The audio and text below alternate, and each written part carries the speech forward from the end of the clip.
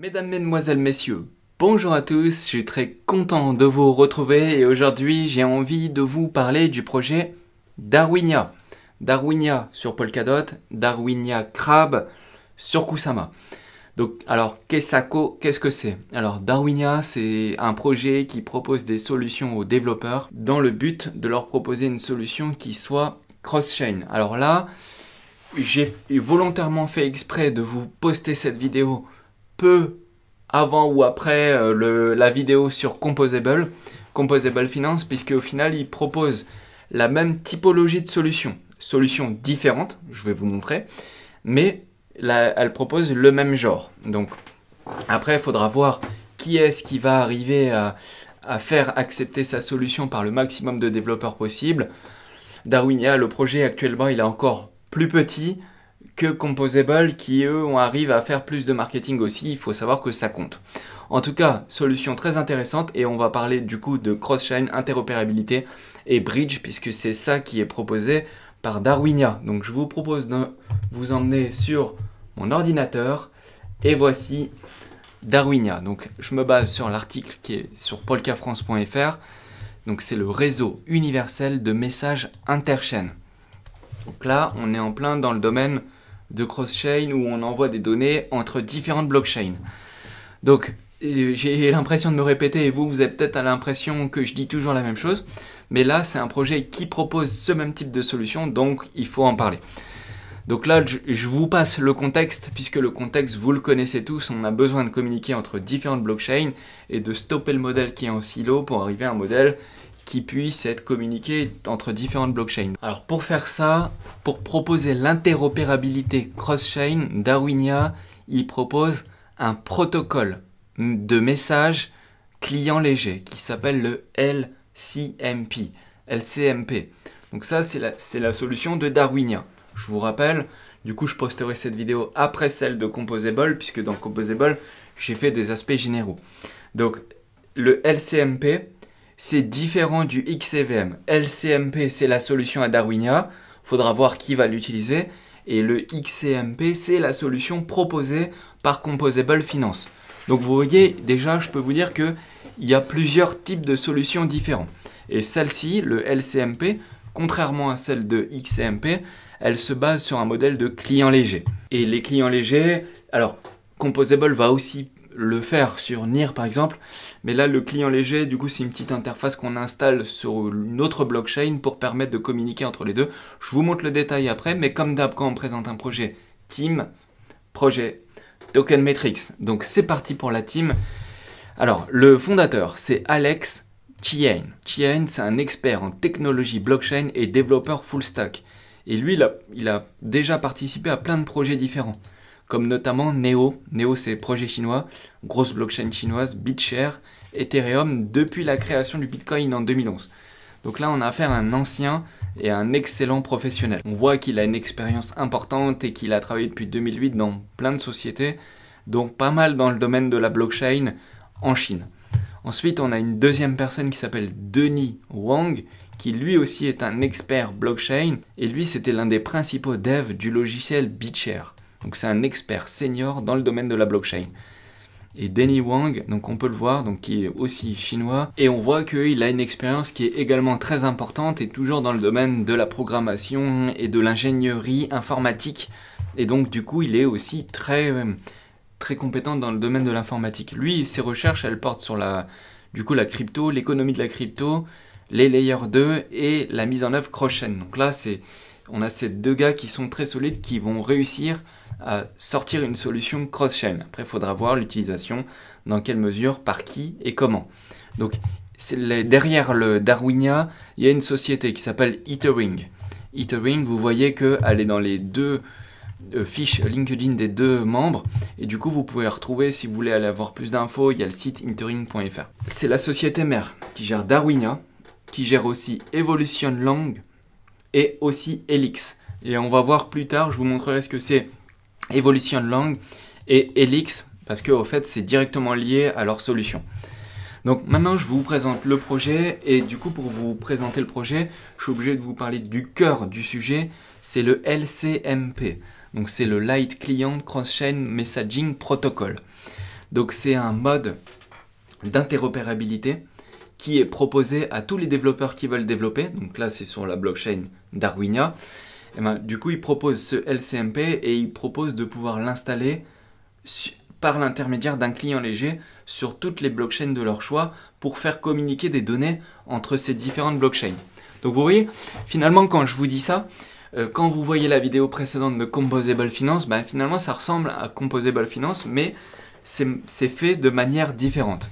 Et dedans, par ce type de messagerie de protocole, ben, vous avez aussi le XMP, les rollups, les oracles, etc. Eux, leur solution, il faut savoir qu'en fait, ils l'ont divisé en deux grandes parties. Ils l'ont divisé avec un message layer et un truth layer. C'est-à-dire une couche qui contient le client léger et qui est utilisée pour envoyer les messages de manière cross-chain, et on le voit, elle va passer par le relayer. Et une autre partie, le truth layer, qui lui va vérifier tout ce qui est envoyé et reçu dans ces différents envois de données. Et pour ça, il y a 4 composants. Les 4 composants, donc c'est l'application layer, donc c'est la DApp qui envoie le message. Donc là, vous pouvez le retrouver ici, l'application layer qui envoie le message au message layer, donc qui va ici. Le donné, il arrive dans le relayer, donc que vous retrouvez en 3e ici. Et à la fin, il est vérifié dans le truth layer. Et une fois qu'il est vérifié, hop, on fait le chemin inverse pour confirmer que les données ont bien été reçues. Et hop, le truth layer, il confirme, il réenvoie au relayer, et le relayer, il renvoie au truth layer. Et du coup, une fois que c'est fait, bah, l'application du message, le message a bien été envoyé, et il a bien été reçu, et il a confirmé qu'il a été reçu. Et ça fonctionne avec la couche d'exécution, c'est-à-dire avec le consensus de Polkadot, qui est utilisé par le XMP. C'est pour ça que tout le monde reprend aussi le système de messaging protocol. Donc il faudra voir quelle est la blockchain qui va réussir à faire ça le mieux et qui va être acceptée par le plus de personnes, parce qu'au final, c'est là qu'on va trouver le grand gagnant qui prendra de l'avance et qui du coup donnera la voix aux autres en termes de cross-chain, de messaging cross-chain, donc de messages entre les différentes blockchains. Et ce qui est bien avec ce genre de solution, c'est que ce sont des solutions trustless. Donc c'est un bridge trustless. Et ça, c'est très important. J'insiste sur cette appellation de bridge trustless, parce que dans toutes les blockchains, vous voyez des bridges, des bridges, des bridges, des bridges, des bridges. Du coup, là, je vais vous parler de bridge. Et il faut faire confiance qu'aux bridges qui sont trustless. Pourquoi?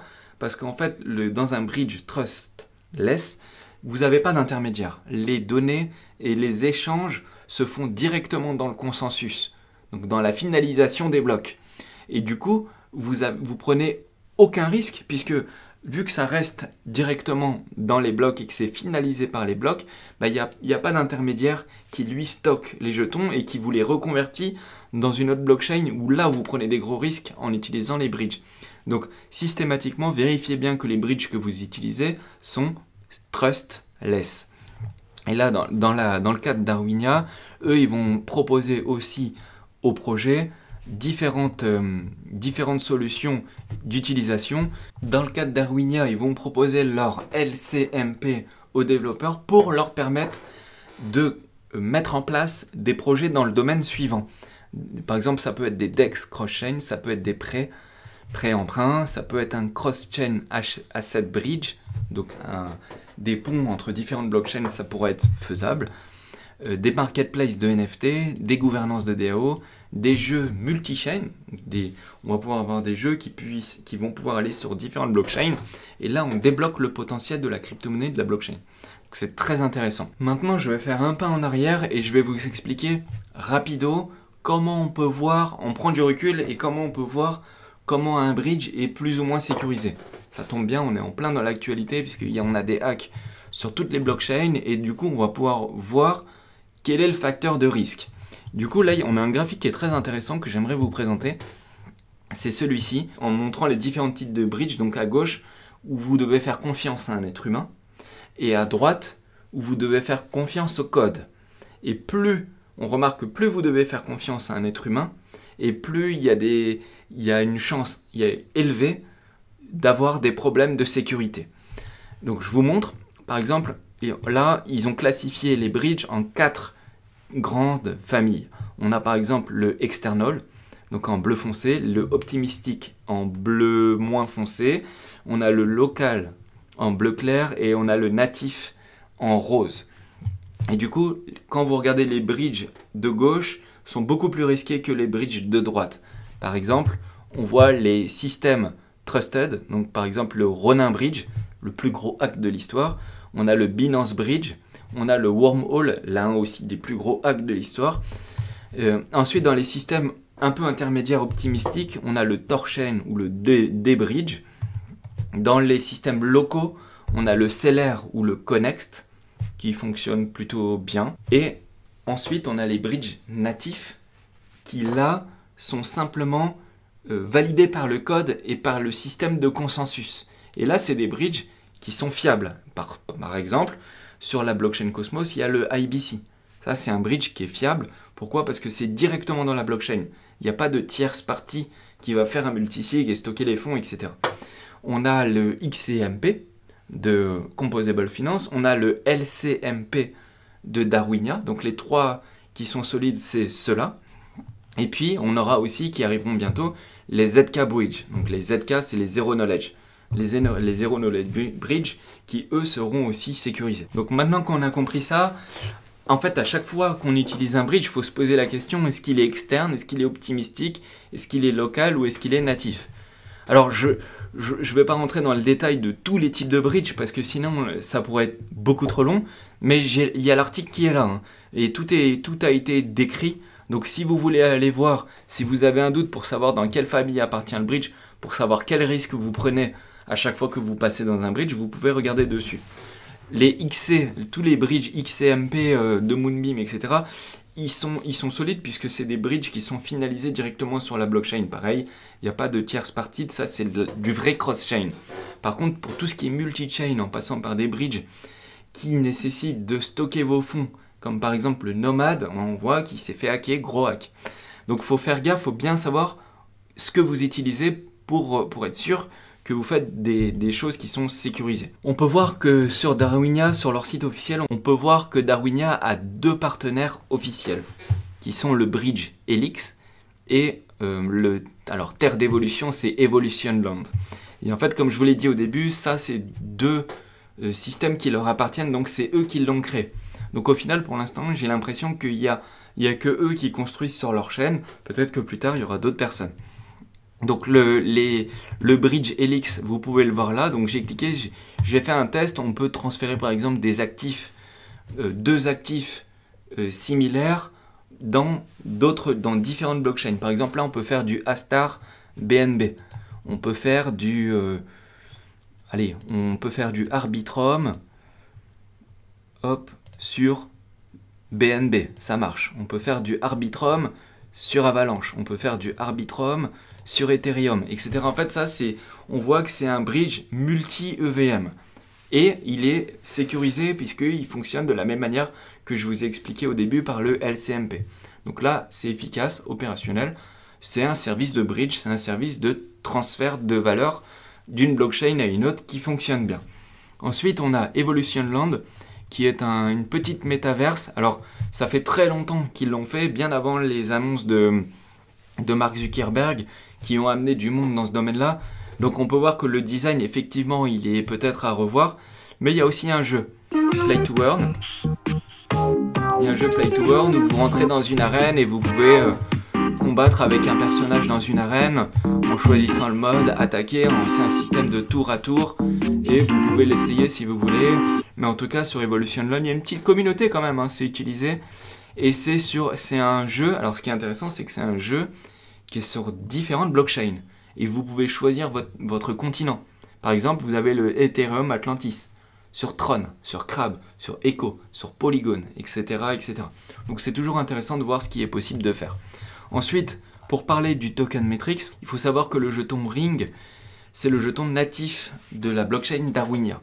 Et donc du coup, il est utilisé pour les frais de réseau, pour le staking, pour la gouvernance, etc. Et dessus, il y aura une inflation. Et l'inflation, elle est assez importante les premières années. Alors, il suit une courbe mathématique. Et dans les premières années, c'est très important. Et puis ensuite, au bout de 30 ans, on va être en dessous de moins de 3%. Alors oui, 30 ans, 60 ans, 90 ans, vous avez bien lu, mais il voit à long terme. Donc au moins, ça a le mérite d'exister.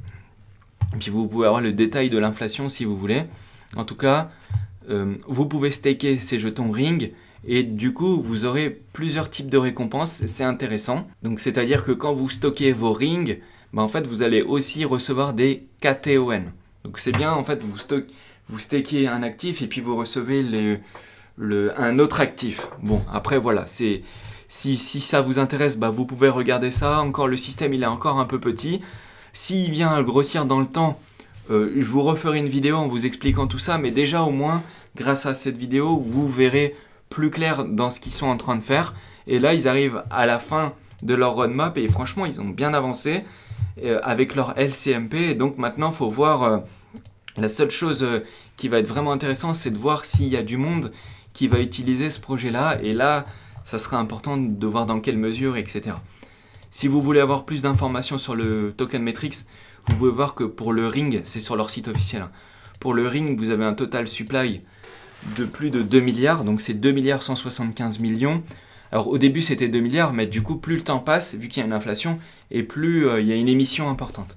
Et pour le KTON, là par contre, le total supply, il est de 95 000. Donc là, il y a un total supply qui est très faible. Il a été déjà distribué en grande partie. Presque à 90%, il a été distribué. Donc là, le KTON, il aura tendance à être peut-être plus stable dans le temps. Alors que le Ring, lui, du coup, il y a une grosse inflation. Donc, faut voir leur développement, s'ils vont pouvoir... assumer ça dans le temps, surtout qu'ils ont distribué un petit peu moins de la moitié des jetons. Voilà, j'espère que ça vous a plu. Si ça vous a plu, vous pouvez vous abonner pour les nouveaux et cliquer sur la cloche. Sinon, un petit pouce, dispo sur Twitter, Telegram, Discord. Et puis, je vous dis à la prochaine et ce sera avec plaisir. Ciao à tous.